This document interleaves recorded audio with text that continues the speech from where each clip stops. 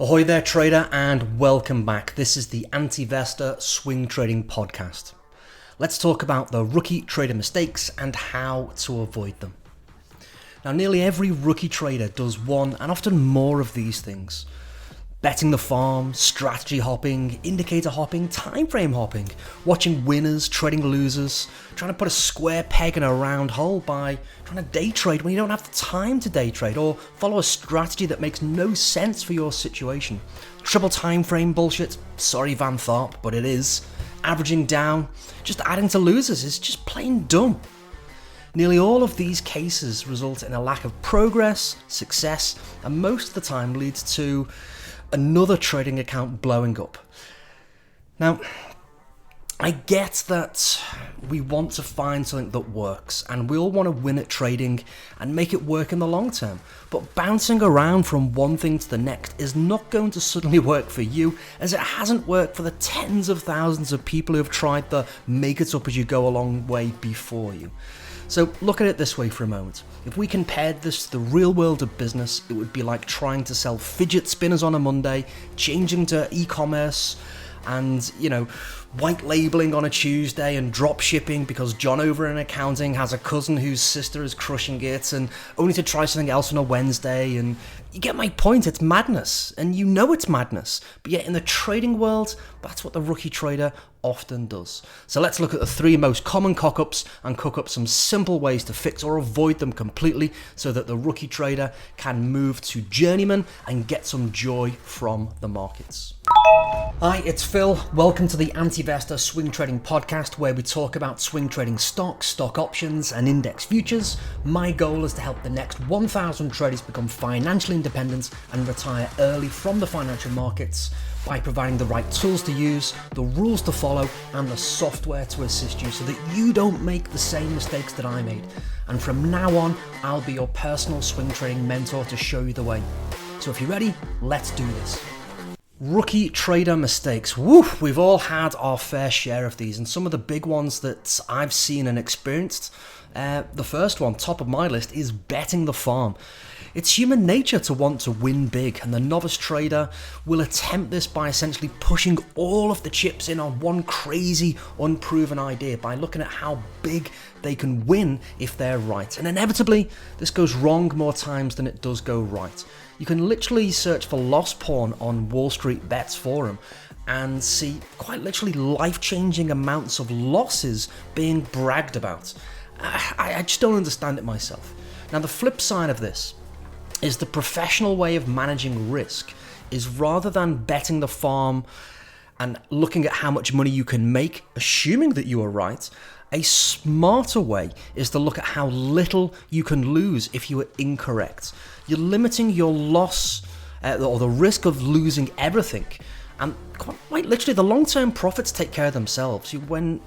You often don't have to worry about the ones that go right. It's limiting the downside so that you don't blow up and bet the farm and risk everything on one wild, crazy idea. And it's this risk-limiting mindset that has pretty much kept me in business for the last 28 years. I'm not focused on how much I can make. I'm focused on how little that I can lose. And every professional trader has that mindset and has that attitude. How can I protect the downside? And again, it's not limited to trading.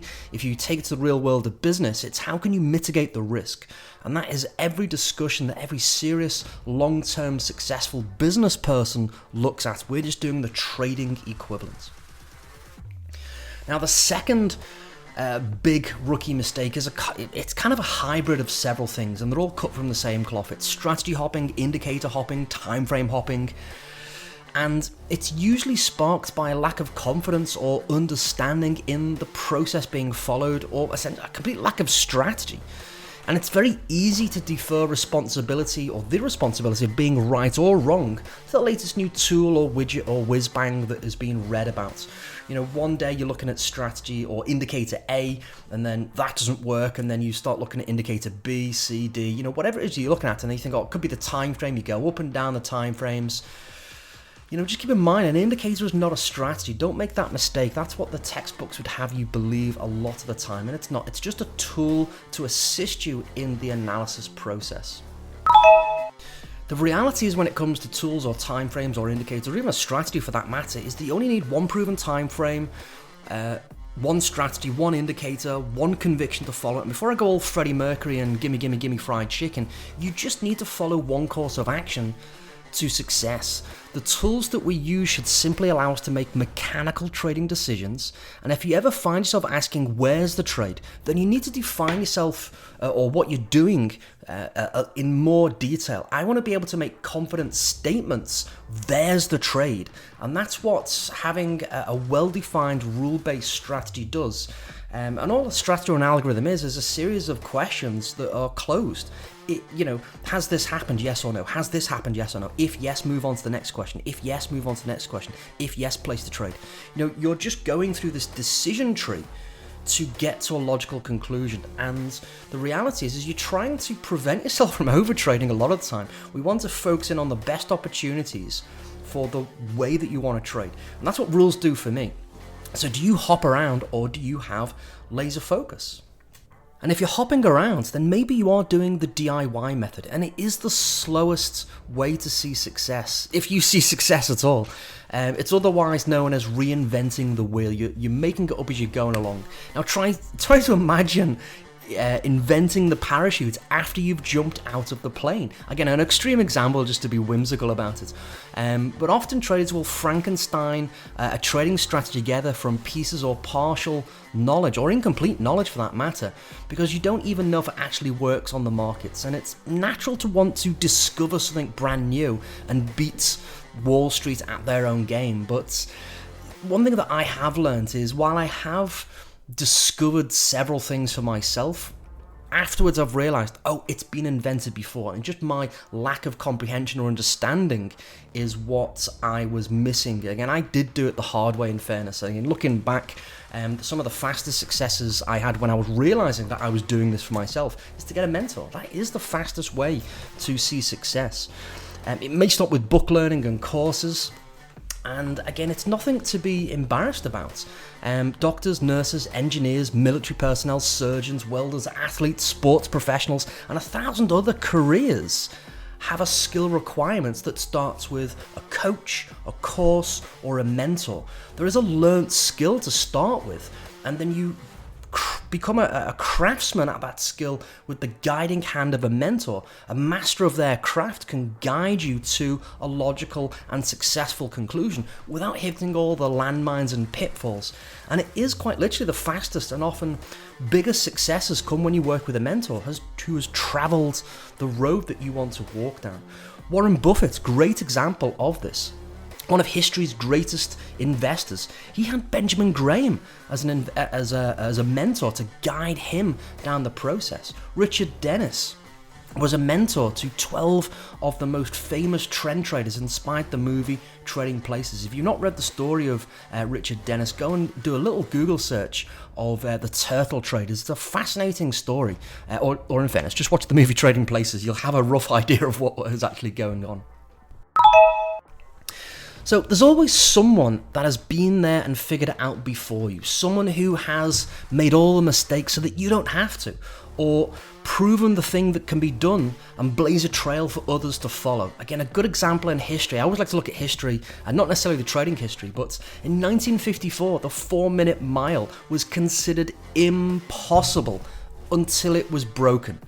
And then a year later, 3 runners broke the 4-minute mile in a single race. And since that time, over 1,000 people have broken this barrier in competition, let alone all the people who have done it as personal achievement or personal bests.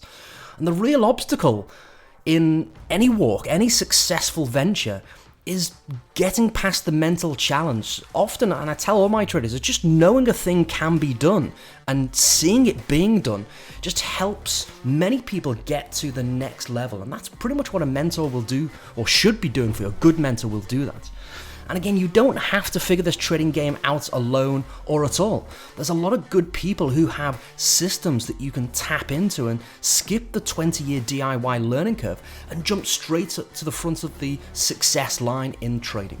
So do you want to keep operating under a false assumption that trading is hard and you've got to reinvent it? Or do you want to plug into an existing proven trading system that is rule-based and easy to follow?